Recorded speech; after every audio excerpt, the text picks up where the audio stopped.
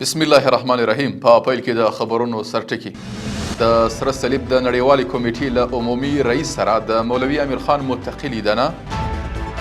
په افغانستان کې د بشري مرستو پر پیاوړتیا د چین ټینګار او اسرائیل د امریکا څخه نظامي وسلې ترلاسه کړي. د لوی مهربان خدای په سپېڅلي نامه درنو لیدونکو سلام. د نن ورځ خبرونو ته ښه راغلاست. نن دوشنبه د 1403 کال د سلواغي یا دلوي 29مه نیټه ده.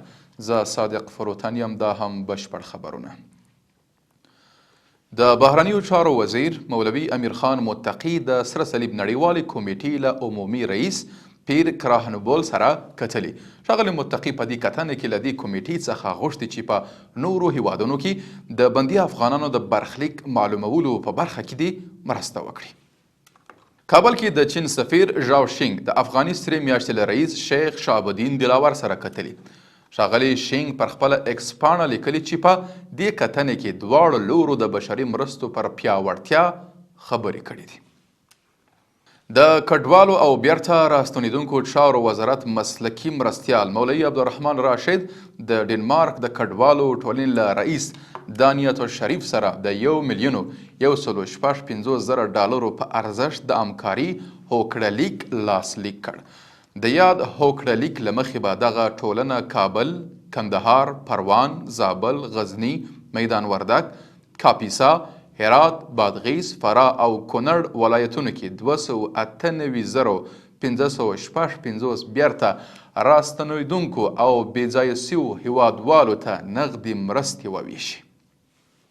په بل خبر کې د لوړو زده کړو وزارت وایي چې شیخ ضیاء الرحمن آریوبي د دغه وزارت د علمي مرستیال په توګه رسما معرفي او پر خپل کار یې پیل وکړ.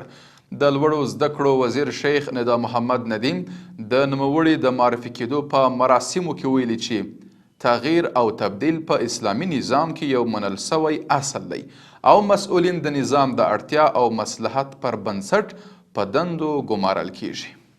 او په پای کې د نړۍ څخه د رویټرز خبري اژانس د راپور له مخې د اسرائیلو دفاع وزارت اعلان کړی چې د متحده ایالاتو جوړ MK-48 درانه بمونه یې ترلاسه کړي. دغه بمونه 2000 پونډه یعنی 900 کیلوګرامه دي چې کولی سي سمنټ او زخیم فلز پرې کړي او پراخي چاودیدونکي شعاوي رامنځته کړي. ډونالډ ټرمپ د امریکا د ولسمشرۍ چوکۍ ته تر رسیدو وروسته هغه بندیزونه لرې کړل چې د بایډن ادارې اسرائیل ته د دې بمونو د لیږدولو په اړه لګولي وه.